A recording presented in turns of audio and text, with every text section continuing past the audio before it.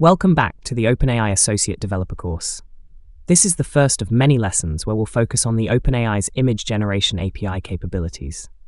We will focus our development attention on the images.generate API function call instead of the chat.completions.create API function call. This OpenAI image-focused API will allow us to create detailed and unique images based solely on text prompts. Here, we'll explore how to effectively harness this API for various applications, from creative projects to marketing endeavors. We will begin our dive into OpenAI's image generation capabilities by exploring the initial codebase that we'll build upon throughout this section. Let's start by looking at the latest code sample in our defs.ts file. You'll notice the file is nearly empty, with only our OpenAI configurations object declared and two empty properties: the model and the prompt. Next, let's take a quick look at our main file. Here again, you'll also see a bare-bones code segment. In our main file, we only have the necessary imports and the basic initialization of the OpenAI library, along with a virtually empty main function. Now, we need to step back and prepare our OpenAI API code to interact with the OpenAI Image Generation API.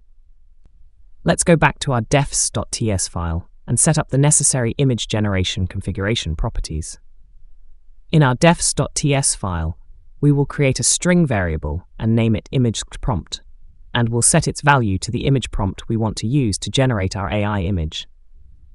There are rules for an image generation prompt, which we'll look at in a later lesson, but for now, simply keep your prompt below 128 characters and you'll be fine. Now that we have our prompt, we need to choose an image generation model. Unlike many options we have with the Chat Completion API, for image generation, we have three models to choose from. These are DALL-E 2 and DALL-E 3, and GPT Image 1. For our examples in this course, we'll use the DALL-E 3 model since it is both cost-effective and well-suited to demonstrate OpenAI's image generation capabilities. Know that there are different capabilities and limitations for each model, and we'll explore these differences throughout the lessons in this section. Now that we have the prompt and model, go ahead and place the variables into the OpenAI configuration object, and then compile your code to be sure everything is working. Now that our defs file is set up, we'll move on to set up the rest of our application. With our defs file setup completed, we'll now move into our main.ts file and configure it to call the OpenAI Image Generation API. The current main file already has all the general OpenAI setup we have seen and discussed many times before, and therefore, we will jump directly into our main function and write the code to call the images.generate API call. One thing to keep in mind is that although there will be many different configuration properties used to call the OpenAI API calls, initializing the OpenAI library is always the same. Returning to our main function, just as we did with the chat completion, we will handle the image generation configuration by passing in our OpenAI configurations object from our defs file to the OpenAI API call. The difference is that we will now pass our configuration to the OpenAI Images Generation call instead of the chat completion call. Another difference is that, unlike our chat completion API call, which returned an OpenAI chat completion object, the Image Generation API call will return an OpenAI Images image response object. While the return object is different when using the Image Generation API call, the process of calling the API using an await call inside an async function remains the same.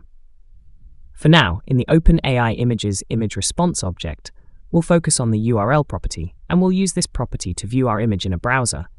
However, know that in later lessons we will explore other ways to handle the generated images, including saving our images to disk. Okay, back in our code, to log the image URL to the console, we simply use the console.log method and pass in the image response.data.url property. One point to note here, looking at the code, we see that we are referencing the 0th index of the data array in the image response object.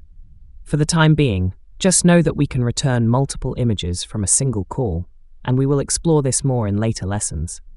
But for now, we hard-code the 0th index so that we can easily view the only image returned from the AI's response. Go ahead and compile and run your application. You should see the AI-generated images URL printed in the console, and we can now copy and paste the URL into our browser to view the AI-generated image. For reference, here's the image we got for our example.